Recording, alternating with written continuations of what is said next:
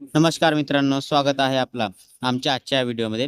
आजच्या व्हिडिओमध्ये आपण बघणार आहोत आपण कशाप्रकारे आपलं ई-श्रम कार्ड काढू शकता त्याच्याबद्दल. त्यासाठी सर्वात अगोदर आपल्याला या लिंकवरती हे लिंक मी आपल्याला डिस्क्रिप्शनमध्ये देऊन देणार.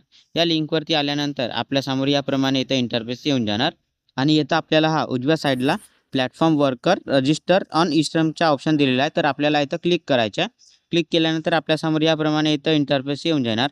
तर इथं सर्वात अगोदर आपल्याला इथं आपला मोबाईल नंबर द्यायचा आहे. मोबाईल नंबर दिल्यानंतर आपल्याला इथं हा कॅप्चा इथं फिल करायचा आणि त्याच्यानंतर इथं आपल्याला विचारलं आहे की आपण ई-पी-एफ-ओचे ॲक्टिव्ह मेंबर आहात का? तर आपल्याला इथं नोवरती क्लिक करायचं आहे. आपण इथे येसवरती क्लिक केले तर आपण इथं एलिजिबल राहणार नाही. त्याचप्रमाणे आपल्याला इथं आपण ई-एस-आय-सीचे ॲक्टिव्ह मेंबर आहात का असे विचारलं आहे. तर इथं पण आपल्याला इथं नोवरती क्लिक करायचं आहे. इथं पण आपण येसवरती क्लिक केले तर आपण इथं एलिजिबल राहणार नाही. त्याच्यानंतर आपल्याला इथं सेंड ओ-टी-पीवरती क्लिक करायचं आहे. मग आपल्या या मोबाईल नंबरवरती एक ओ-टी-पी सेंड होऊन जाणार. ते ओ-टी-पी आपल्याला इथं फिल करायची आहे. ओ-टी-पी फिल केल्यानंतर हा कॅप्चा आपल्याला इथं फिल करायचा आहे आणि कॅप्चा फिल केल्यानंतर आपल्याला इथं सबमिटवरती क्लिक करायचं आहे. आणि मग इथं थोडासा लोडिंग होऊन नेक्स्ट पेजवरती आपल्यासमोर याप्रमाणे इंटरफेस येऊन येणार.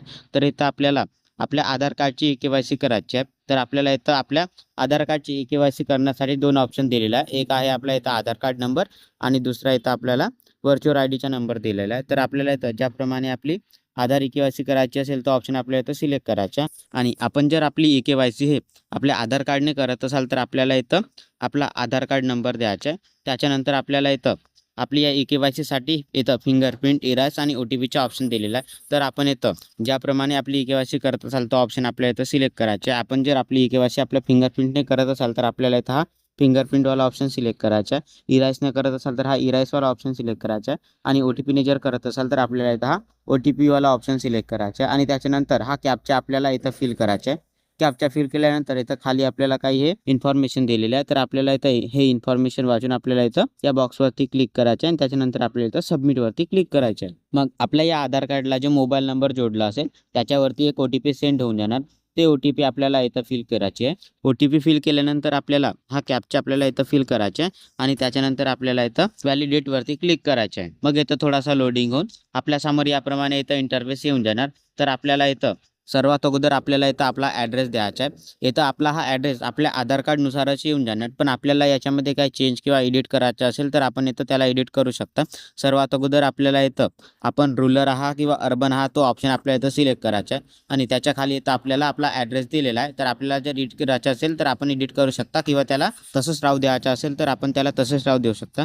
त्याच्यानंतर आपल्याला इथून आपल्याला आपला तालुका सिलेक्ट करायचा आहे. त्याच्यानंतर आपल्याला इथं आपल्या सिटीचं नाव द्यायचं आहे आणि हा जो आपण इथं आपला ॲड्रेस दिलेला आहे तो ॲड्रेस आणि आपला जो करस्पॉन्डन्स ॲड्रेस आहे तो जर सेम असेल तर आपल्याला इथं या बॉक्सवरती क्लिक करायचं आहे आणि जर वेगळा असेल तर आपल्याला इथं या बॉक्सवरती क्लिक न करता आपल्याला इथं आपला करंट ॲड्रेस द्यायचा आहे. त्याच्यानंतर इथं खाली आपल्याला आपला पॅन कार्ड नंबर द्यायचा आहे आणि इथून प्लॅटफॉर्ममधून आपण जिथं काम करत असाल तो प्लॅटफॉर्म आपल्याला इथं सिलेक्ट करायचा आहे. इथं जर त्या प्लॅटफॉर्मचं नाव दिलं नसेल तर आपल्याला इथं हा अदरचा आपण ऑप्शन दिलेला आहे. तर आपण इथं अदरवरती क्लिक करून इथं त्या प्लॅटफॉर्मचं नाव देऊ शकता आणि इथं जर नाव दिलं असेल तर आपण इथूनच तो आपल्या प्लॅटफॉर्मचं नाव सिलेक्ट करू शकता.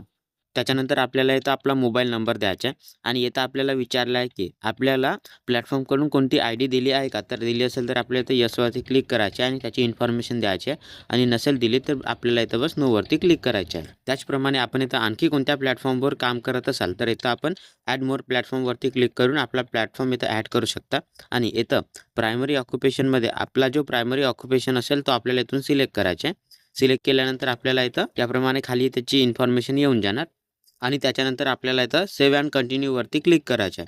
मग इथं थोडासा लोडिंग होऊन आपल्यासमोर याप्रमाणे आपण फिलअप केलेल्या पूर्ण फॉर्मची इथं इन्फॉर्मेशन येऊन जाणार. तर ते आपल्याला इथं चेक करायचे आणि त्याच्यामध्ये जर काही मिस्टेक असेल तर आपल्याला इथं हा एडिटचा पण ऑप्शन दिलेला आहे. तर आपण इथं या एडिटवरती क्लिक करून त्याला करेक्ट करू शकता. सर्व इन्फॉर्मेशन चेक केल्यानंतर आपल्याला इथं सबमिटवरती क्लिक करायचं आहे.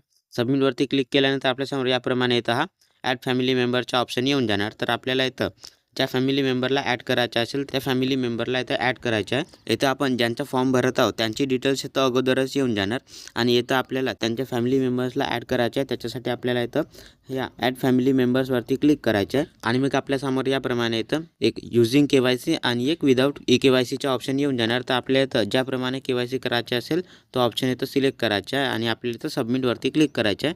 आणि त्याच्यानंतर आपल्यासमोर याप्रमाणे इथं फॅमिली मेंबर्स डिटेल्स देण्याच्या इथं ऑप्शन येऊन जाणार. सर्वात अगोदर आपल्याला इथं आपण ज्या फॅमिली मेंबर्सला इथं ॲड करायचं आहे त्यांच्या इथं नाव द्यायचं आहे. त्याच्यानंतर आपल्याला इथून आपला आणि त्यांचा जो रिलेशन असेल तो रिलेशन सिलेक्ट करायचा आहे आणि इथं आपल्याला त्यांची डेट ऑफ बर्थ द्यायची आहे. त्याच्यानंतर आपल्याला इथून त्यांचा जेंडर सिलेक्ट करायचा आहे. इथून आपल्याला त्यांचा स्टेट सिलेक्ट करायचे आणि इथून आपल्याला आपला डिस्ट्रिक्ट सिलेक्ट करायचे. हे संपूर्ण आपल्या फॅमिली मेंबर्सची डिटेल्स दिल्यानंतर आपल्याला इथं या सबमिटवरती क्लिक करायचं आहे. मग याप्रमाणे इथं ह्या फॅमिली मेंबर्सची डिटेल्स इथं ॲड होऊन जाणार. तर याचप्रमाणे आपल्याला इथं आपल्या जेवढ्या फॅमिली मेंबर्सची आपल्याला इथं डिटेल्स ॲड करायची आहे ते आपण इथं करू शकता. हे सर्वांची डिटेल्स ॲड केल्यानंतर आपल्याला इथं वरती हा बॅकचा ऑप्शन दिलेला आहे. तर आपल्याला इथं या बॅकवरती क्लिक करायचं आहे. मग आपल्यासमोर याप्रमाणे आपला हा ई श्रम कार्ड येऊन जाणार. तर आपल्याला इथं डाउनलोड UAN कार्डवरती क्लिक करायचं आहे. मग याप्रमाणे आपला हा UAN कार्ड इथं डाउनलोड होऊन जाणार आणि याला डाउनलोड केल्यानंतर आपण याला एक छोटासा कार्ड बनवून वापरू शकता किंवा याची PDF आपण आपल्या मोबाईल, लॅपटॉप किंवा PCमध्ये पण सेव्ह करून ठेवू शकता. तर मित्रांनो, अशा प्रकारे आपण इथं आपल्या ई श्रम कार्डचा फॉर्म ऑनलाईन फिलअप करू शकता आणि आपण त्याचा कार्ड किंवा PDF पण बनवून त्याला वापरू शकता. तर आपल्याला जर हा व्हिडिओ आवडला असेल तर आमच्या या व्हिडिओला लाईक आणि अशाच प्रमाणे व्हिडिओ पाहण्यासाठी आमच्या या चॅनलला सबस्क्राईब करायला विसरू नका.